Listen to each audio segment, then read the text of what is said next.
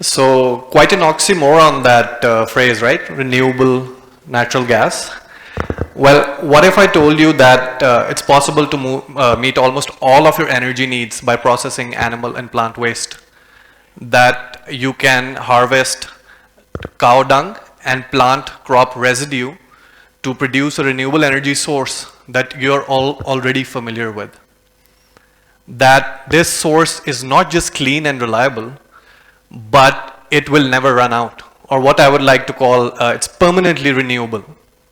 So if all this sounds too good to be true, if you're having this feeling, yeah, this is too good to be true, get rid of that feeling right now. So renewable natural gas, or RNG, is a non-fossil based substitute of natural gas. It is produced by a chemical process, a biological process of anaerobic digestion. I'll talk more about this later, where bacteria move to break down waste into gas. And then they convert the waste into methane and carbon dioxide. But before going into the detail, let's first see whether we need this idea and whether we should be investing time and resources into this. So just have a look at the dismal energy landscape that Pakistan has right now. Just a quarter, 25% of Pakistani households have piped gas in their home. So yes, every single one of you is very lucky. More than 50% of our gas is utilized by fertilizer plants and power plants. And the indigenous gas resources, as you all might have heard, will be running out very soon.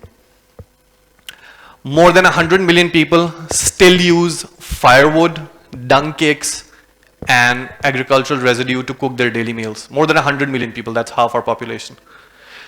And these dirty fuels, they don't just put pressure on the rural family's income, but they also produce indoor air pollution, which is a public health hazard and leads to more than 100,000 deaths every single year. Majority of them women and children due to respiratory diseases.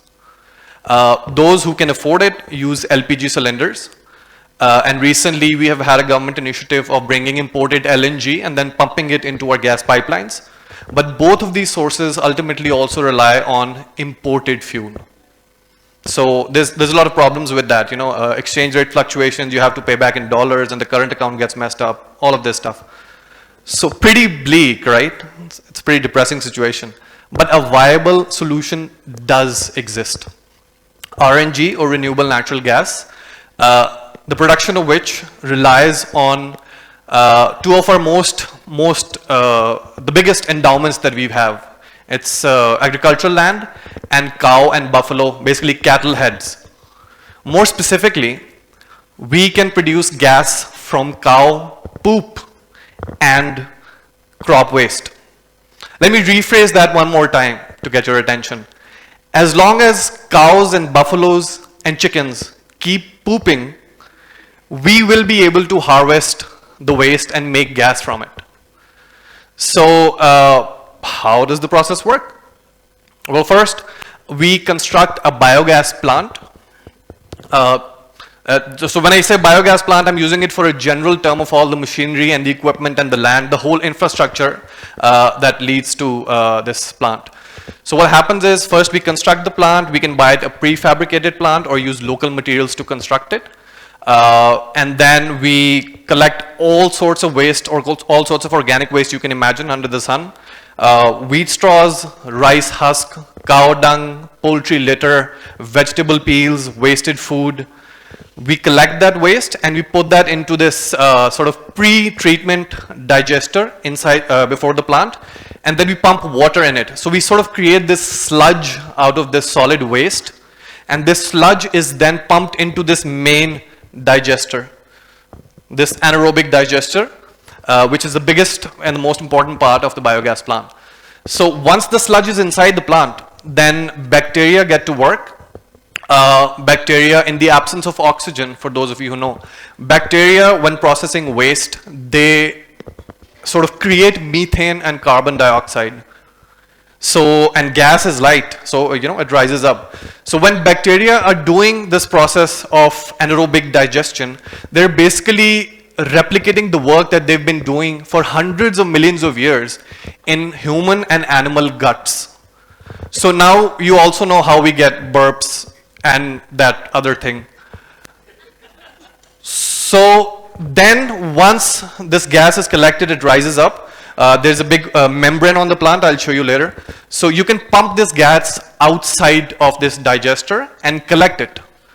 So after that, after a few months when the plant's installation is done, you have a process that is continuous in nature. You feed in the waste every single day, you mix it with water, and every single day you will get raw biogas, then you can then extract out of the plant. The leftover the leftover solid waste that you have, because obviously sludge when you have this gas being extracted from sludge, you still have a leftover sort of waste. Now this waste is called digestate. It is one of the best organic fertilizers you can have, vastly better in chemical properties compared to any artificial fertilizer. And there's been proof from multiple universities, including UAF, that organic fertilizer actually increases crop yields and improves crop health. So, but there's a slight challenge over here. The gas that we get from these biogas plants, these massive plants, is 65 to 70% methane. The rest is carbon dioxide, hydrogen sulfide, moisture, and other impurities.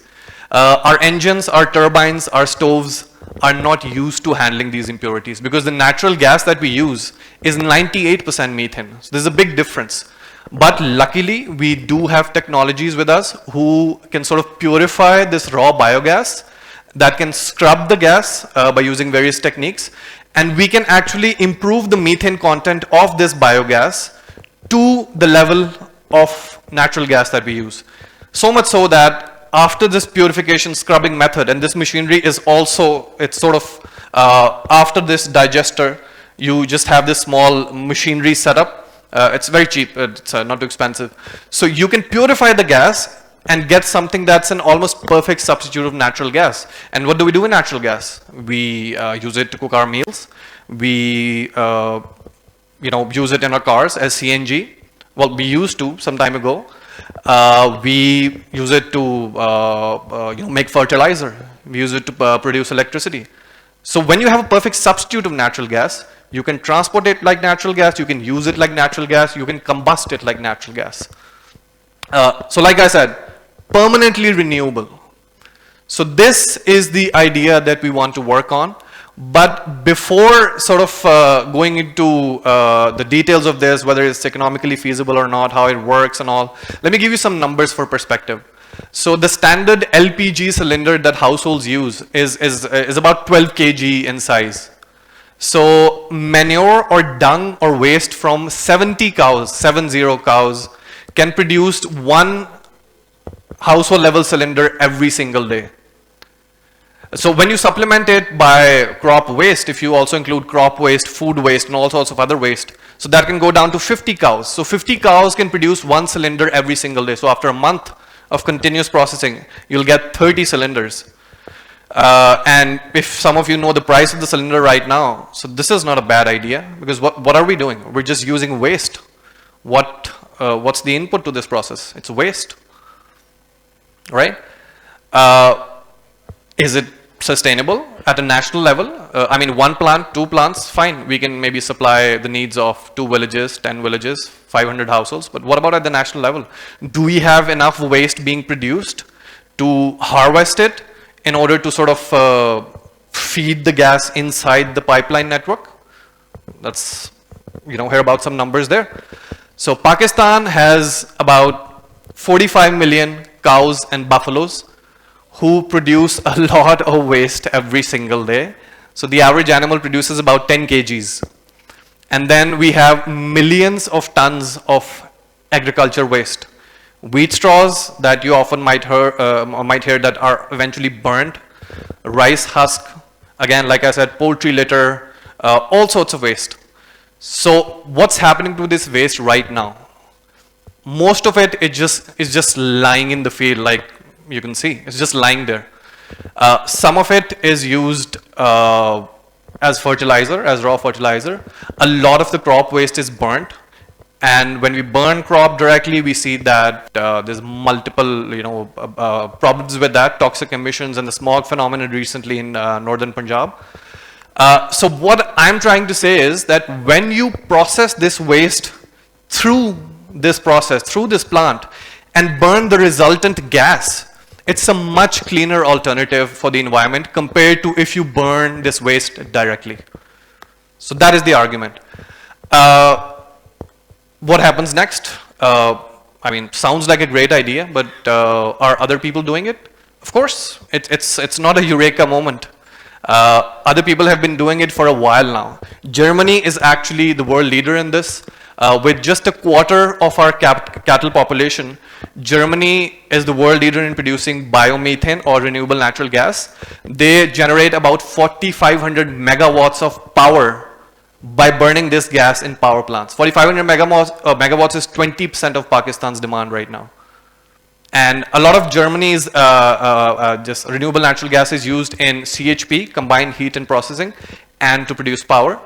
India's Ministry of New and Renewable Energy Technologies has set a target of 100,000 megawatts of electricity to be produced from RNG in the next 10 years. China is the world leader in household level biogas plants, much smaller alternatives of what I'm talking about at the household level, and they produce cooking fuel for individual households. Now, I talked about individual household biogas plants about 5 years ago, but we went through the process, we saw the financial feasibility, and there's a bunch of problems that you have with small scale plants. So a family that has 2 animals, 3 animals, who produces a small amount of waste, how about they process it on their own in a small plant? But we saw there were multiple problems with that. The biggest one was that no one is interested in operating and running a biogas plant. People actually want cooking fuel.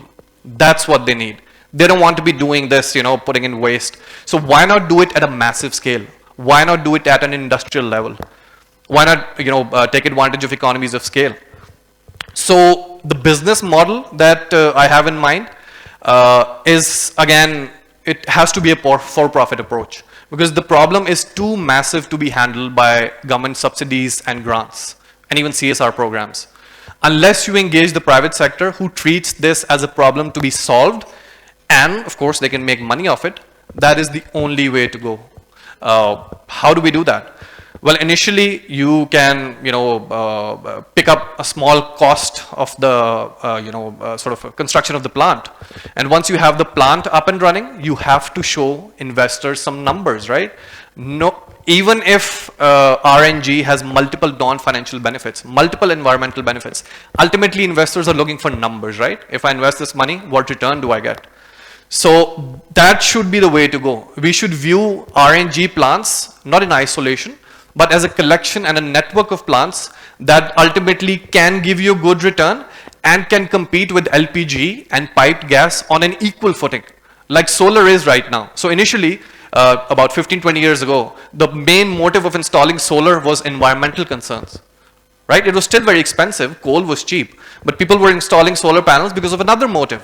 Right now, people are installing solar panels because it competes with normal electricity. So that's what we want with gas as well. So just to wrap it up, what happens after the first plant is made? So once you perfect the first couple of plants, once you perfect the running, once you see how the process is done, once you sort of perfect the process of refining the gas, you can actually run the plant's own operations via the biogas, via the RNG. You can bottle that gas and sell it like LPG. You can call it bio-CNG, and people can use it to cook fuel. So you can just use it like that. So once the operations are perfected, you just need to go somewhere else, do a survey, and make sure you set up another plant in an area that has a sizable cattle population so that you have easy input access. And the ultimate long-term vision is to have hundreds and thousands of plants spread out throughout Punjab and Sindh and producing enough RNG that we have excess supply of it. And then we want to go to OGRA, which is the regulatory body for all gas affairs in Pakistan. So we want to go to them, we want to tell them that we're producing this excess natural gas, and we want to feed it into the pipeline network, like you do with the net metering in solar. We want to feed this gas into the pipeline network, and then anyone in the country can use it. That's the ultimate aim, but it requires a lot of incremental steps. But then what doesn't? You know, Tolkien says, little by little one travels far. So yeah, thank you.